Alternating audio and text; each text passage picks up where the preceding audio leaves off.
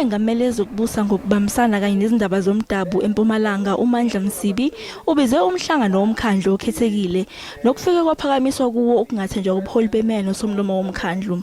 Lesi siphakamiso silandela ukunqoba kwe-ANC kumawadi amahlanu okhethweni lokuchibiyela ngenyanga endlule nokunikeze i-ANC izihlalo eziyi-19 emkhandlwini onezihlalo ezingama-38.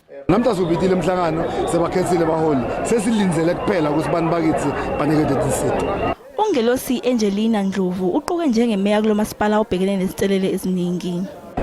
Thina njengoMasipala sizimisele ekutheni silungise indaba yokuphakelwa kwamanzi kanye nogesi. Into esizofanele siyenze ebalulekile ukuthi sihambe siyohlala phansi nabaphathi baka Eskom. Sikhuluma ukuthi Eskom angasiza kanjani ekutheni sihlise indaba yale load shedding.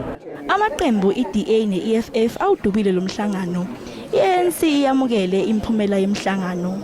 Kusukela namhlanje kuyaphambili uMkhondo local municipality usiwumkhandlu phakathi kwaleminye imikhandlu ngoba i-ANC seyihleli esitulweni sayo lapho kufanele ihlale khona ukuvotelwa nokusekelwa ngabantu baseMkhondo.